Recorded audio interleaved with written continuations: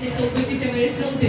तर आज काही एक दोन मुद्दे तुम्ही सांगितलेले, त्या पद्धतीने चौकशी अहवाल परत एकदा आम्ही एक तारीख देतो आणि वरिष्ठ कार्यालय परत तुम्हाला तारीख देतो, आजच कळवतो ती तारीख.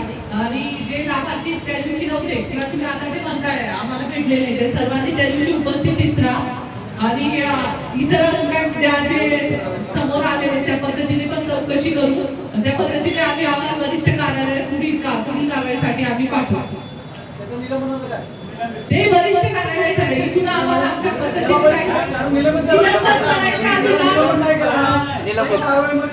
नियुक्ती प्राधिकारी मान्य मुख्य कार्यकारी अधिकारी आहे.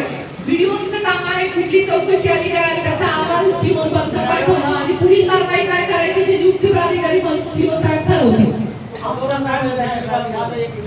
आम्ही गरिबांनी काय करायला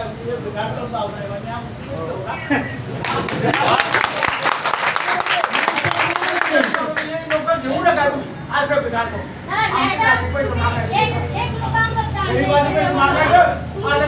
लोक घेऊच नका.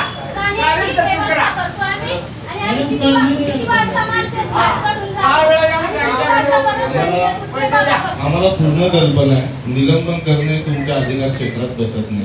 ओके, निलंबन कोण करेल? निलंबन सीओ करतील. ओके, सीओ कशाच्या बेसवर करतील? तुमच्या अहवालाच्या बेसवर करतील. सत्यता खालून जेव्हा कळेल अहवाल वरती जाईल तेव्हा ते डिसिजन घेतील ना. याच्यासाठी आम्ही आलेलो. तुम्ही तुमचा चौकशी अहवाल पूर्ण करा, त्याच्यानंतर आम्ही निलंबनासाठी तिकडे हे करू ना. पण तुमच्याकडून चौकशी अहवाल गेला पाहिजे या मागणीसाठी आम्ही तुमच्याकडे आलेलो आहोत.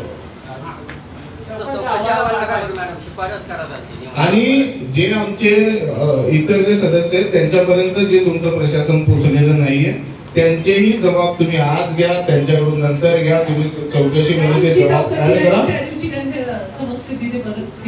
त्या ठीक आहे, निलंबन तुम्ही करू नका, पण त्या दिवशी ग्रामसेवक तिथे त्या चौकशीच्या टायमाला कमीत कमी हजर नसावा.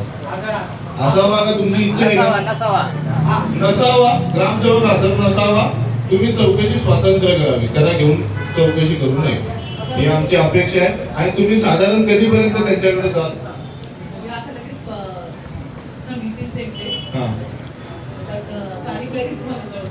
मागे 2 महिन्यामध्ये ग्रामसेवक किती दिवस आलाय?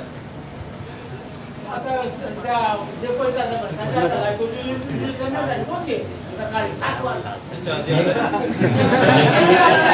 याचा अर्थ तुम्हाला समजलं? याचा अर्थ काय होतं? तुमच्या कार्यक्षेत्रात ही गोष्ट येते, जर तुमचा अधिकारी जागेवर उपस्थित नसेल ही गोष्ट तुमच्या अधिकार क्षेत्रात येते, या बेसवर तुम्ही त्याच्यावर कारवाई करू शकता.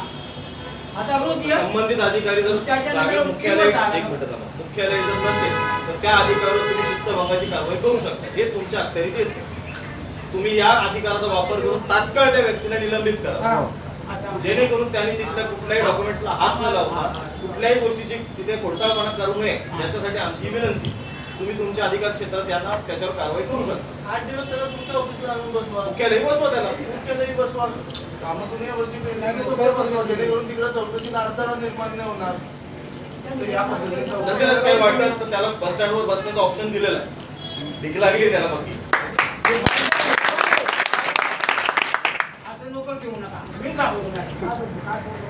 ते चौकशी समिती नेमताय पुन्हा एकदा. त्याचा आज संध्याकाळपर्यंत आपल्याला आज संध्याकाळपर्यंत तारीख समजेल.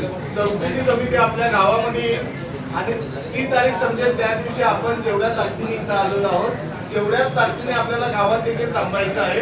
आपल्याला कोणत्याही प्रकारचा गोंधळ करायचा नाही, कारण की चौकशी समितीवर पेपरवर सगळं काही आलं पाहिजे याची आपल्याला काळजी घ्यायची आहे. पण तुमची जबाबदारी आहे ज्या ज्या लोकांकडून त्यांनी पैसे घेतलेले ते त्या दिवशी ती सर्व लोक, ते सर्व ग्रामस्थ तिथं आपल्याला हजर पाहिजेत. हे त्यांना आणायचं, त्यांना ठेवायचं. जर ते कामाला जात असतील त्यांना सुट्टी घ्यायला लावायची. हे काम आपलं आहे, ते तुम्ही सगळ्यांनी त्या दिवशी करावं. मॅडम संध्याकाळपर्यंत आपल्याला सांगतील का ती नवीन चौकशी समिती कधी. आणि मॅडम चौकशी समिती आल्यानंतर तुम्ही 8 दिवसाच्या आत तो अहवाल सगळा कंप्लीट करून वरती पाठवा. ते 8 दिवसाच्या अहवाल वरती पाठवतील. त्याच्यानंतर आपलं जे काम राहील ते सीओ कार्यालयामध्ये राहील. याचा पुढचा लढा तो राहील चौकशी समिती नंतरचा आपला ठाणे जिल्हा येथे जिल्हा परिषद सीओ यांच्याकडे असेल. ओके.